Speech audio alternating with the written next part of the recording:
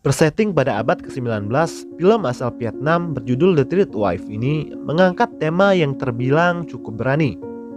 Pada zaman sekarang di mana tengah maraknya penolakan atas child marriage atau pernikahan di bawah umur. Meskipun pada abad itu sudah menjadi bagian dari adat di negara Vietnam, ketika gadis di atas umur 13 tahun memang sudah harus diwajibkan untuk segera menikah. Sebelum kita mulai eksekusi, jangan lupa subscribe, like, dan komen.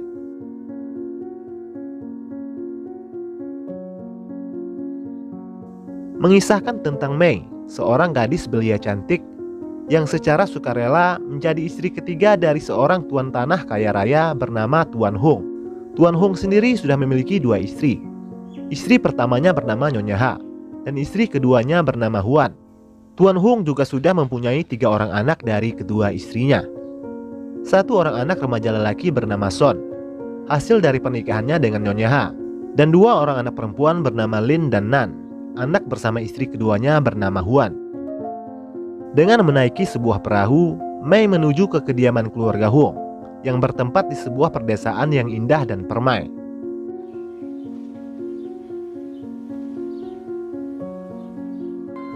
Pada malam harinya diadakanlah resepsi pernikahan yang terbilang cukup mewah, dengan hiburan tarian dan juga nyanyian.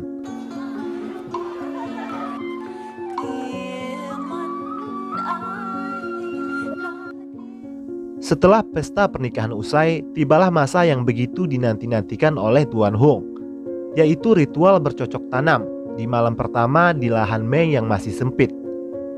Tuan Hung terlihat begitu bersemangat, sementara Mei terlihat agak sedikit gugup, mengingat ini adalah pengalaman pertamanya. Lalu scene film berpindah pada ilustrasi, memperlihatkan ada sekumpulan ulat sedang memakan daun-daun muda. Seolah gambaran itulah yang sedang terjadi pada malam pertama Mei dan Tuan Hung.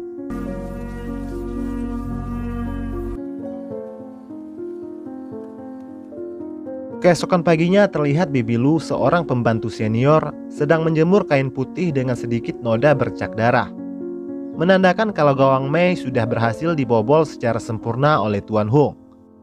Dalam percakapan pada saat makan malam, Nyonya Ha memberitahu Tuan Hung kalau anak mereka Son sudah cukup umur untuk segera menikah. Nyonya Ha bilang, kita sudah harus mulai mencarikan calon istrinya. Son tampak terkejut dengan ucapan ibunya itu. Begitu juga dengan muka si ibu tirinya, yaitu Huan.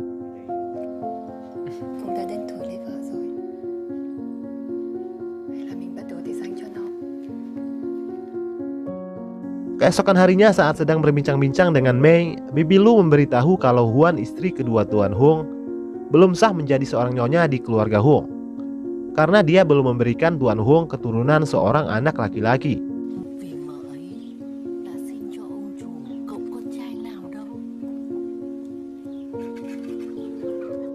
Sejak saat itu Mei menjadi terobsesi untuk bisa melahirkan seorang anak laki-laki, berdoa siang dan malam agar bisa menjadi Nyonya Hung seutuhnya.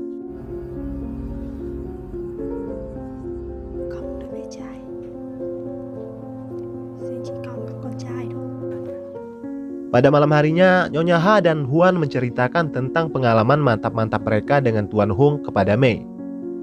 Bagaimana Tuan Hung sangat suka bermain kasar saat di tempat tidur.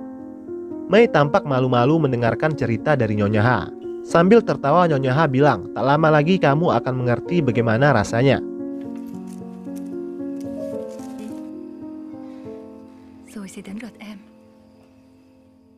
Meskipun sudah menikah, sifat kekanakan Mei masih tetap ada, seperti gemar bermain bersama dengan anak-anak Huan.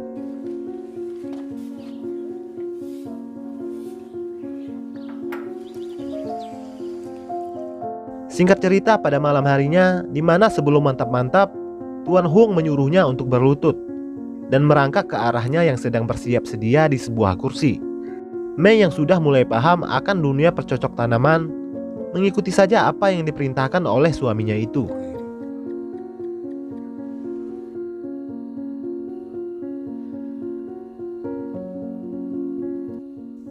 Setelah ritual enak-enak itu selesai, saat ingin buang air kecil, Mei melihat sosok seorang wanita sedang menuju ke dalam hutan. Karena penasaran, dia pun mengikutinya. Ternyata sosok itu adalah Huan, istri kedua Tuan Hung, yang sedang bermantap-mantap ria dengan Son, anak tirinya sendiri. Melihat kejadian itu, Mei memilih untuk diam dan tidak melaporkan kejadian yang baru saja dia saksikan kepada suaminya. Sejak hari itu, Mei seperti ketagihan menyaksikan Huan dan Son bercocok tanam di hutan dan secara diam-diam mengintip aksi mereka.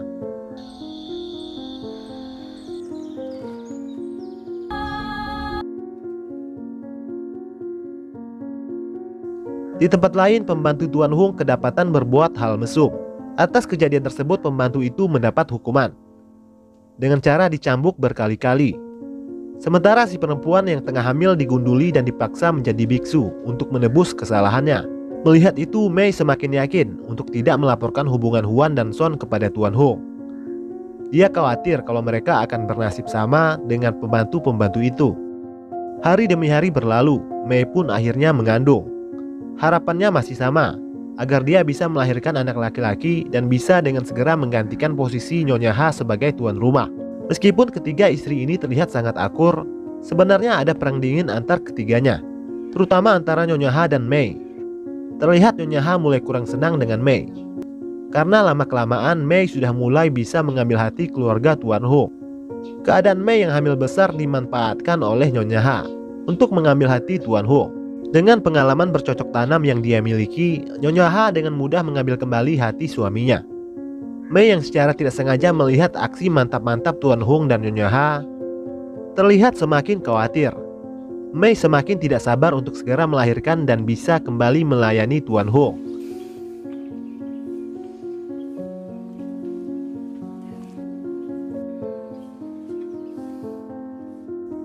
Mei semakin gelisah karena sudah lama serabi lempitnya tidak tersentuh. Ditambah lagi dia secara diam-diam sering menyaksikan pergempuran Huan dengan Son, anak tirinya di hutan. Anehnya, Mei bukannya tertarik dengan Son, dia malah lebih punya ketertarikan khusus dengan Huan. Pada suatu malam, Mei meminta untuk menginap di kamar Huan. Huan pun mengizinkannya. Dan di malam itu Mei mencoba mengajaknya untuk beradu kue apam, tapi ditolak mentah-mentah oleh Huan. Mendapat penolakan dari Huan, Mei terlihat sedih.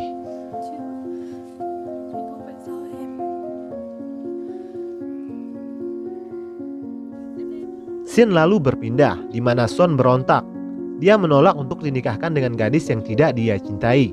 Namun dia tidak punya pilihan lain, karena sudah menjadi adat istiadat untuk menikah jika sudah waktunya. Diam-diam Son mendatangi Huan. Sambil menangis dia mengajak ibu tirinya itu untuk kawin lari. Jelas saja Huan menolaknya. Secara terpaksa Huan memutuskan hubungannya dengan Son. Son bertanya, apakah kau pernah mencintaiku?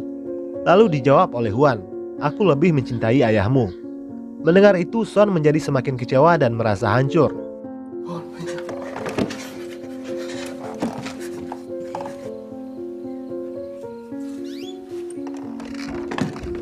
Singkat cerita, pernikahan sederhana pun selesai digelar. Istri Son yang bernama Win yang menunggu di kamar dengan manis sudah sangat bersedia untuk menjalani tugasnya sebagai istri di malam pertama. Namun Son yang mabuk dan masih sedih karena tidak dapat melupakan kue donat ibu tirinya, menolak mentah-mentah istrinya itu dan mengusirnya keluar dari kamar.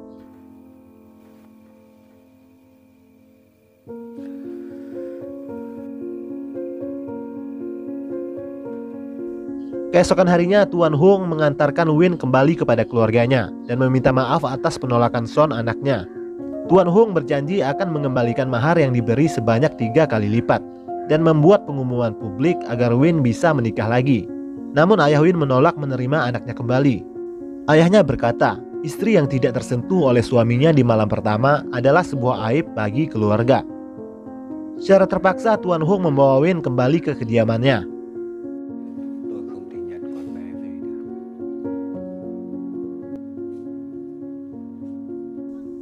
Sementara itu di sisi lain, sudah tiba masa Mei ingin melahirkan. Dibidani oleh Bibi Lu dan Nyonya Ha. Dengan penuh perjuangan sekuat tenaga, Mei sukses melahirkan anak pertamanya. Namun dia harus menelan pil pahit, karena anak yang dia lahirkan berjenis kelamin perempuan. Jelas itu tidak sesuai dengan harapannya. Dia pun tampak kecewa dan sedih.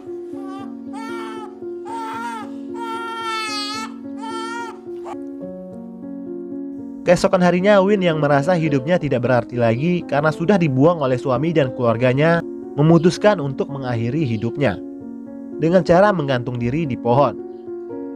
Atas kejadian itu, Tuan Hung berniat untuk menghukum Son karena ulah anaknya itu, Wen, tewas.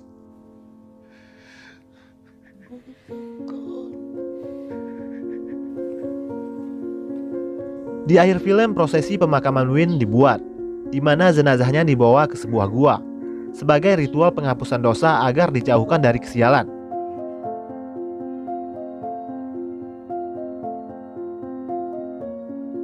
Sementara itu, Mei tampak tak bisa menyembunyikan kekecewaannya karena telah gagal menjadi Nyonya Hung.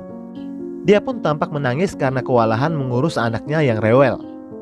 Di akhir film, Lin memotong rambut panjangnya, di mana hal itu dilarang keras oleh adat di masa itu. Namun scene di akhir ini seolah menyampaikan maksud bahwa Lin adalah simbol gadis pemberontak yang menolak untuk tunduk pada aturan dan norma-norma yang ada. Lalu film pun berakhir.